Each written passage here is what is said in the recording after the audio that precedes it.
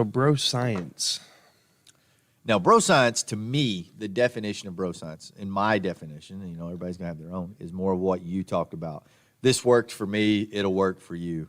I heard some big dudes in the gym saying I'll give you a perfect example. Creatine. Creatine's a steroid. Creatine makes you retain water. You have to take it with sugars. You have to do it with this. Let me just go ahead and clarify what creatine. One, it's a natural occurring substance in the body. It's not a steroid. Mm-hmm. 2, 5 grams a day for men, 3.5 for women is all you need a day. It does not matter when you take it. It saturates into your system. It does not quick dissolve regardless of what you take it with. At least the literature I have read, if there's anything new, I've not researched it in about a year or two, it came out. I'd be more than happy to look at that. I haven't heard of anything. And all you need is very plain creatine monohydrate. Yeah. None of these proprietary blends or anything else. I hate that. Just 5 grams creatine monohydrate. Now, sometimes I'll take 10 grams a day, depending on the training session. Mm-hmm. I'll take 5 at night, 5 in the morning. But the thing is you only absorb like 65 to 70% of that. And, the rest of it you just right on out. But that's an example of bro science. It's, people telling you it's a steroid or you have to take it makes you retain water. Guess what 70% of your muscles are made out of? Creatine. No. Water. Water. So a supplement that increases your muscle size. It's early in the morning. I'm not thinking right. Yeah, clearly.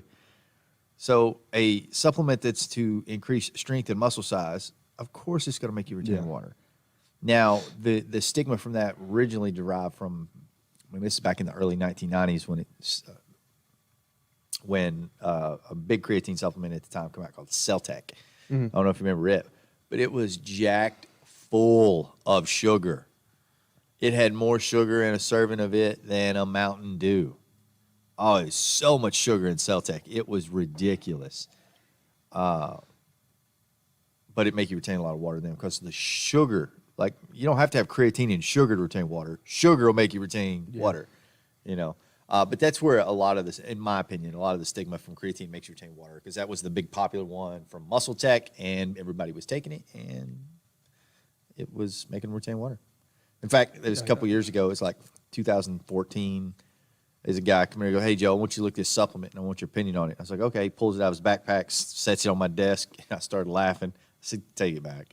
He said, "No, it's great. They told me at the gym it's like the best taking creatine you can get." I said, "Chewy," because it was his Jujutsu guy, and he don't listen to me. I was like, he wants to know if he should take that supplement. Chewy goes, "What is it?" And I was like, "Celtech." He goes, "No." And the guy was like, "Oh, man." I was like, "Try to tell you."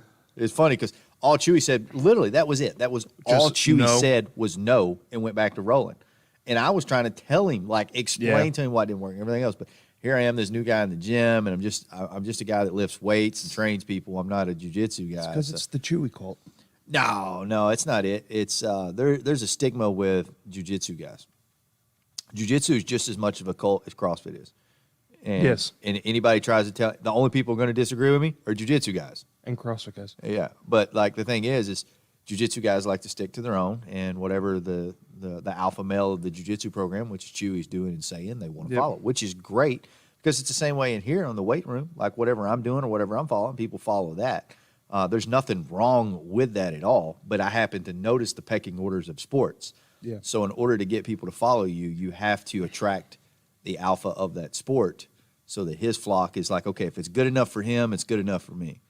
But it was funny because I probably spent about 15 to 20 minutes trying to talk to this guy, and he just basically was refusing to believe me. And Chewy summed it up in one word and went, "No." Actually, I think he might have said, "Take that shit back," or something along those lines, and went back to rolling. Like, he didn't come over and try to explain nothing or anything else. Because, first of all, Chewy felt confident enough, like, Joe's right there. He can tell you why you don't need to be taking this. But, yeah, that guy's no longer here, though. He's been gone for a while. Mm. What other popular bro science myths, beliefs have you heard of? Or have come Here's across? a good one. Bro science. How often are you training? 4 days a week. You're overtraining. Yeah, that is a good one. I hate that. It That is a drives good one. me crazy because That is a good one. it makes no fucking sense. Like, how am I going to tell you you're overtraining I don't know what your threshold is. I don't know what your limitation is. You could be under training. You might have been training 4 days a week for the past 10 years. You need to be adding a 5th day at this point.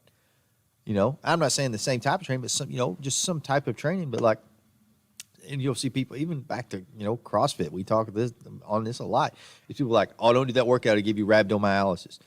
And rhabdomyolysis is going to be, there's not a workout out there that's going to give somebody rhabdo, because rhabdo is going to be particular to that person, and what your threshold is, and when your muscles begin to break down, isn't going to be the same as somebody else's. So telling somebody else without seeing them train because they presented a program to you that they're overtraining is bro science, because somewhere somebody told you that that's training too much, or that high reps, low reps is too much. You know, just you got to know the person, the program, the goals, what they're looking to do, how long they've been doing it. There's a lot more factors and variables that go into a program, and whether somebody's training or if it's working for them or not, versus just what you've done and going with it. Right. And you see a lot more of that. Like, I've had guys tell me that programs I've wrote them's overtraining. I'm like, it's 40 minutes a day, 3 days a week. Like, how's that overtraining? Oh, that's not overtraining. It's the 6 hours of jujitsu you're trying to squeeze in between. You know, okay, maybe that's where the issue is. Yeah. But again, it goes both ways. Like, if I tell a guy, like, well, maybe you should cut back a little bit on your jiu-jitsu if you need to improve your strength. Mm-hmm. It'd be like a guy telling me, like, hey, stop lifting the barbell so much and start doing a little more cardio. Be like, I don't know about that, man. Like, I really like the barbell, or I really like jiu-jitsu, you know.